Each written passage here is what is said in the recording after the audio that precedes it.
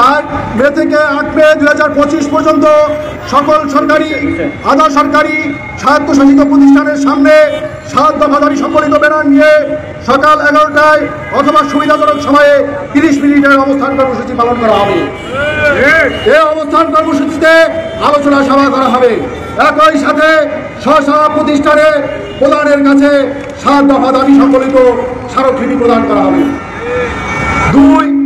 11 মে থেকে 15 মে 2025 পর্যন্ত সকল জেলা প্রশাসক মহোদয়ের কাছে স্মারকলিপি প্রদান করা হবে এবং সেই সাথে জেলা প্রশাসক মহোদয়ের কার্যালয়ের সামনে অবস্থান কর্মসূচি পালন করা হবে।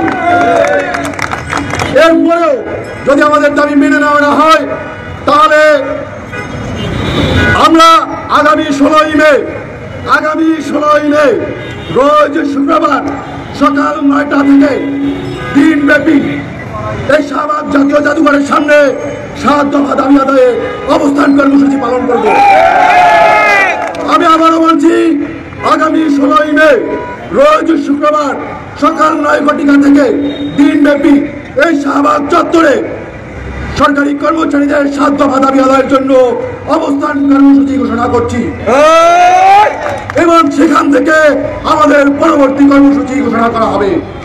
আপনারা সবাই ভালো থাকবেন, সুস্থ থাকবেন। সরকারি চাকরিজীবী কর্তৃক পরিচালিত মহার্ঘ ভাতা ও নবম পে স্কেল নিয়ে শতভাগ সঠিক তথ্য প্রকাশকারী একমাত্র ইউটিউব চ্যানেল এটি। সর্বশেষ সঠিক আপডেট তথ্য পেতে চ্যানেলটিতে লাইক, কমেন্ট ও সাবস্ক্রাইব করতে ভুলবেন না। ধন্যবাদ।